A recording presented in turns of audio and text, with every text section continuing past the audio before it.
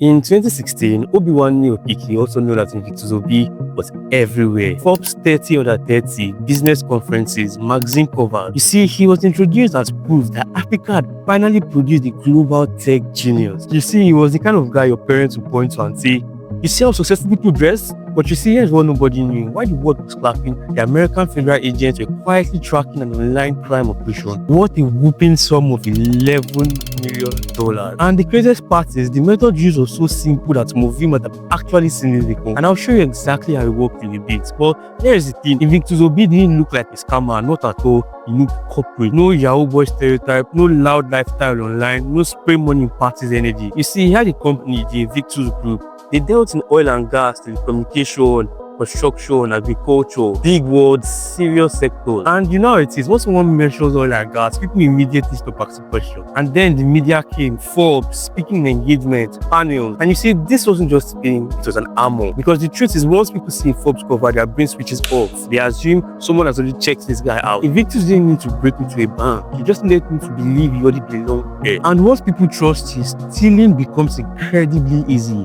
Now, let me show you how he did it.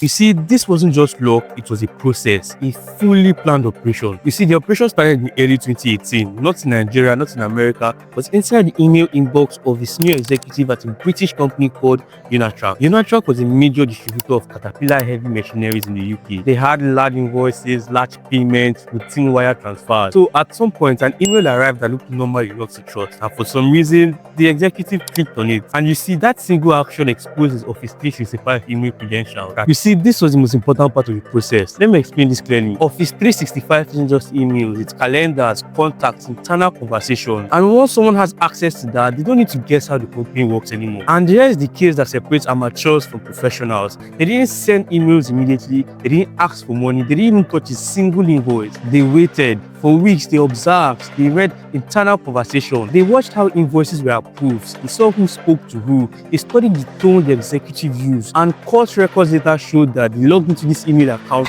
hundreds of times. And you see, by the time they acted, they sounded exactly like the executive. But you see, before sending for message, they made a simple technical change. They set email rules in the compromised inbox. Email rules are automatic instructions. They tell the email system what to do when specific messages arrive. Messages containing words like invoice or payments were quietly diverted away from the executive's view. This meant that warning existed, questions were asked, confirmations were sent, but the executive never saw them. Only after that safeguard was in place did the operation begin. Emails were sent to Untold financial department requesting for wire transfer, not from a fake address but from the executive's real email account. The request matched existing business conversations, the timing made sense, the language made even more sense. And because real warning messages were being filtered out, nothing contradicted the instructions. And so the transfers were approved. Over time, multiple wire transfers were being completed, large sums across international accounts. And by the time the scheme was discovered, $11 million was gone. Nothing here required breaking into a building, nothing required a malware, nothing required brute force. It worked because it blended into normal business. And that was exactly what made it dangerous. But you see, no operation like this ever ends cleanly because the systems that move money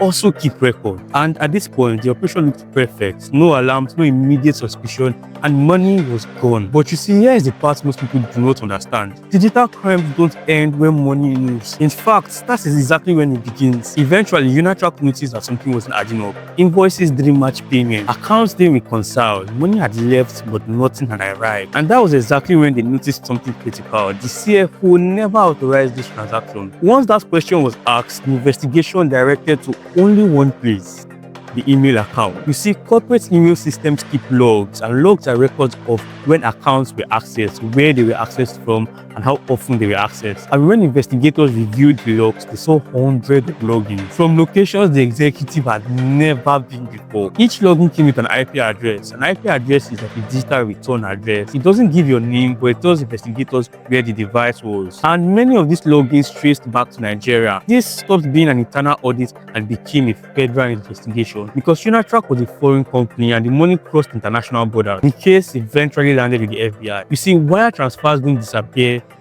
Every transfer creates record like bank, time, destination. The investigators followed the money through multiple accounts, some domestic, some international, and eventually those paths began to converge. And this is exactly where the operation cracked. One email address, iconiclass1960@gmail.com. This address appeared in the fraud operation, but it also appeared in somewhere else. So apparently, this email address was used to register personal accounts, including social media accounts of, you guessed who, Invictus Obi. And at this point, the operation was no longer anonymous. And you see, when Obiwanne traveled, the logins traveled with him. Same countries, same periods, same patterns. At this point, the FBI didn't need guesses anymore. They had email logs, IP addresses, financial records, and most importantly, identity overlap. And that is exactly what we call probable cause. But you see, just like the classic FBI, instead of chasing him across borders, they waited. You see, in 2019, Obiwanne Okeke traveled to the United States, and when he tried to leave,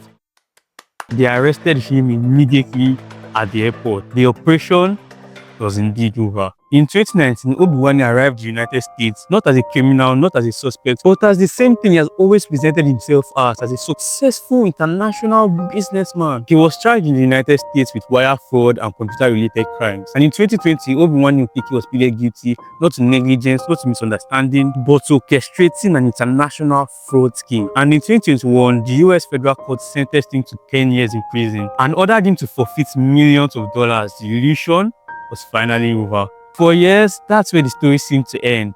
Until recently, according to recent public prison records and some news outlets, as of December 23, 2025, Obiwanne is no longer in the US federal custody. And that is earlier than his expected release date of 2028. The exact legal mechanism, either time served, sentence reduction, or supervised release has not been detailed publicly. But the fact remains that he is out. But you see, this story forges a question. What does accountability really mean in a digital world? Invictus Obi didn't invent fraud. He didn't invent hacking. In fact, he barely hacked anything. He exposed something more dangerous: how easily systems confuse credibility for truth. In the digital age, you don't need a max to steal millions. But remember, you also don't disappear after stealing those millions, because every system remembers. But you see, there's a lesson here that goes beyond one man, because when stories like this break, Obiwanne doesn't just trend. Nigeria trends. Africa trends. Not because Nigeria or Africa commits the most fraud, but because Africa is already guilty in the world's imagination. So when one person slips through the cracks, the whole country and continent pays the price. You see, he didn't just disappear with money, he disappeared with an opportunity. An opportunity for Africans doing honest work, for Africans doing real businesses to be trusted without suspicion. And that exactly is the damage people don't calculate. Not prison time, not reputation time. And here is the uncomfortable truth. Every shortcut taken by one person makes the road longer for everyone else. If you love more stories like this, like, subscribe, turn on the notification button, and I will be waiting to hear your thoughts in the comments.